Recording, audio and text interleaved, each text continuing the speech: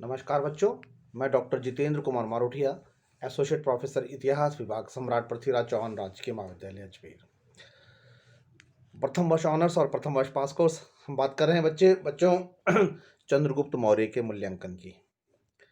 चंद्रगुप्त मौर्य मौर्य साम्राज्य का संस्थापक कहा जाता है। क्या वास्तविक संस्थापक था?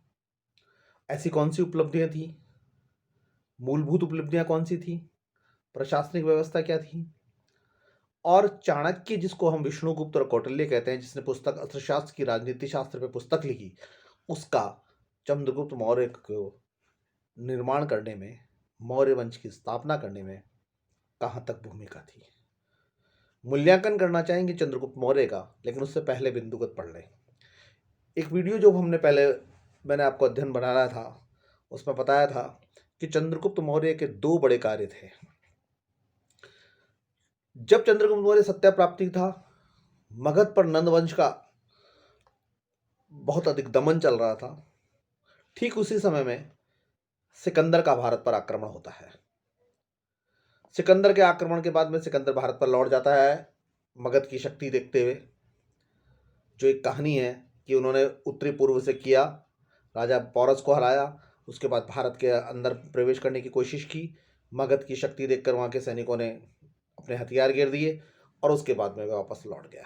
बेबीलोन में उसकी डेथ हो गई। लेकिन यहाँ एक चंद्रगुप्त मौर्य की उपलब्धियों के बारे में अगर हम सीधे सीधी बात करें तो जो सिकंदर ने यूनानी क्षत्रप छोड़े थे, उन क्षत्रपों का विनाश करके यूनान को भारत के पृथक राज्यों से विभाजित करके 305 ईस्वी में सेल्यूकस को पराजित करके और अन्य पश्चिम उत्तरी सीमांतों पर पराजित करके उन्होंने ये साबित कर दिया था कि अब भारत में जो है एक नवीन राज्य की स्थापना होने वाली है। पहले सीमांत प्रदेश में प्राप्त किया, फिर उसके बाद में नंदवंश के राजा को प्राप्त किया, और इन दोनों घटनाओं के बाद में वह मगध का 320 ईस्वी में, और लगभग कोई 322 ईस्वी में बताते हैं, कोई 320 ईस्वी में बताते हैं, उपकृत। अब हम चंद्रगुप्त मौर्य की उपलब्धियां या उसका मूल्यांकन करें, उससे पहले मैं आपको सीधी सी बात बताता हूँ। पश्चिमी भारत की विजय, नंदवंश का विनाश, एक प्रशासनिक व्यवस्था, सेल्यूक ईरान तक का राज्य विस्तार किया गया, और यूनानी क्षत्रपों से युद्ध।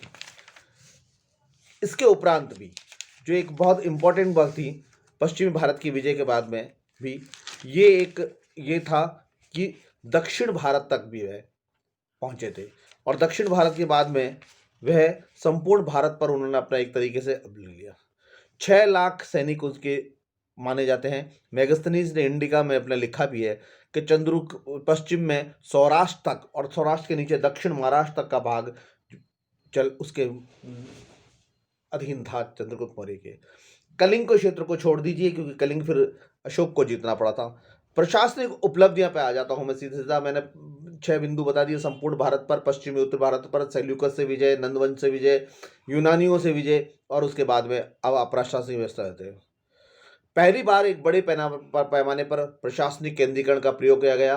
हिंदू कुश पर्वत से लेकर दक्षिण तक का एक जो भाग है वो एक ही प्रशासनिक व्यवस्था के अधीन किया गया, और ये देन जो थी वो चंद्रगुप्त की थी। चंद्रगुप्त के प्रशासनिक विशेषताएं, जो अगर मौलिक विशेषताएं की बात करूं मैं, तो लोक कल्याणकारी राज्य की स्थापना करना उनका आदर्श रहा। सत्ता का जो है अत्यधिक केंद्रीकरण उन्होंने रखा। विकसित अधिकारी तंत्र रखा। एक विशेषज्ञ और विश्वास पात्र सैनिक अधिकारी रखे गए। उचित एवं कठोर न्याय व्यवस्था रखी गई। कुशल नगर प्रशासन, लोकल बॉडीज की बात करें तो स्थानीय स्तर तक एक कुशल नगर प्रशासन दिया गया।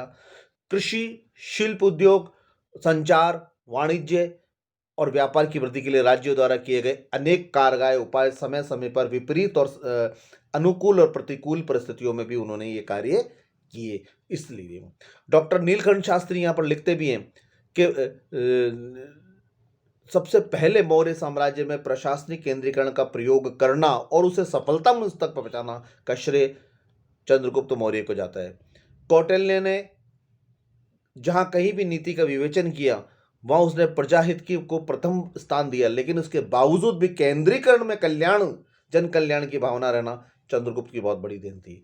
प्रोफेसर हेमराय चौधरी भी यहाँ लिखते हैं कि चंद्रगुप्त एक राजनीतिक और सैनिक समझ के में सूझबूझ उतनी ही नहीं रखता था जितने की प्रशासनिक व्यवस्था में रखता था। यहाँ बात करना चाहते हैं हम कि सांस्कृतिक अभिरुचियों की भी। सांस्कृतिक, धार्मिक और सांस्कृतिक अभिरुचि में भी रखता था। उसकी बौद्धिक जिज्ञासा के अतिरिक्त अब बात करें तो जो है प्रेम और प्रखर के सौंदर्यवृत्ति के गुण भी उसमें थे।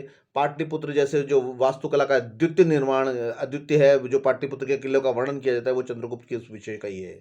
वे एक धर्म सहिष्णु शासक के रूप में उसको माना जाता है, और लगभग उस समय में जितने भी मान्यताएं थी धर्म में, वो या धार्मिक विचारधाराएं थी, उन सभी को उसने अपना बहुत अच्छा और बहुत श्रेष्ठतम स्थान दिया।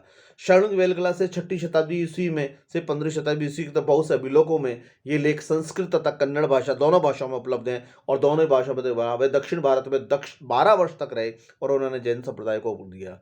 चंद्रगुप्त की राज्यसभा की बात करें तो उसके महल में से कम गौरवशाली नहीं थी। व्याकरण राज पांतजलि जो है उसके समकालीन थे। सभा में बैठकर चंद्रगुप्त अपने प्रमुख मंत्रियों और सभासदों से विचार विमर्श करते थे और राजदूतों को दर्शन देता था, तथा इन अधिकारियों के प्रतिवेदनों को, जो उनके कार्य किए गए उनको आकलन को वे सुनता था। चंद्रगुप्त के राज्यकाल में साहित्यिक प्रगति के भी प्रमाण मिलते हैं। इस काल में कौटिल्य के प्रसिद्ध अर्थशास्त्र की, जो राजनीति शास्त्र के आज भी एक जो कहते हैं ऑथोरिटी जो है, एक प्रबल पुस्तक मानी जाती है राजशास्त्र की, वो कृति है।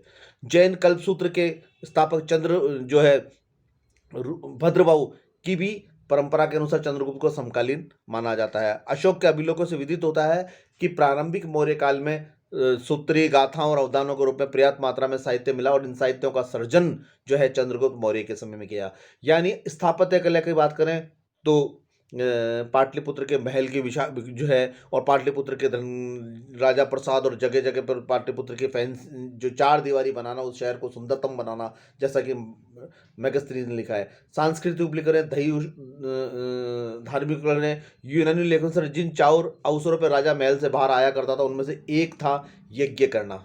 तो धार्मिक भी थी, ये यूनानी लेखक खुद लिखते हैं। प्लस जो पांजलि का संरक्षण देना, भद्रबाहु को करना, जैन धर्म में चल जाना, छोटे छोटे राजकुमारों और को जल कीड़ा करवाना, उनको शस्त्र सिद्धांत देना एक राजा की थी। तो इस प्रकार एक विशालतम साम्राज्य की स्थापना के बाद में भी, हिंदू कुल के बाद में भी उसने एक प्रशासनिक व्यवस्था दी।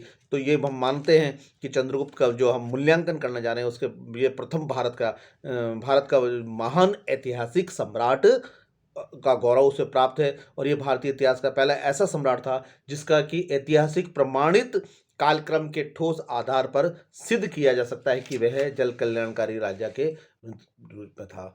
अब यहाँ पर एक चीज है कि उसके 298 ईस्वी के बाद में 273 ईस्वी तक उसके पुत्र बिंदुसार ने राज किया, और फिर उसके बाद में अशोक आया। तो ये चंद्रगुप्त मौर्य का हमने मूल्यांकन के राज्य के सांस्कृतिक विकास का किया, उसके धार्मिक रुचि का विकास किया, उसके स्थापत्य के प्रति उसका विकास किया, सैनिक उसका किया, प्रशासनिक व्यवस्था का किया। और राधा कुमुद मुखर्जी लिखते भी हैं कि जो बहुत कम थोड़े से शासक थे, उनमें से चंद्रगुप्त को स्थान प्राप्त है, जिसने एक छोटे से 24 वर्ष के शासनकाल में भी श्रेष्ठतम रचना स्थापित की। और ऐसे 24 वर्ष का शासन जो बहुत एक नंदवंश से छीना गया था, और उस समय सिकंदर के आक्रमण हो रहा था, भय व्याप्त था, उसमें उन्होंने इस प्रकार की रचना की और ये बिगड़ गया। धन्यवाद।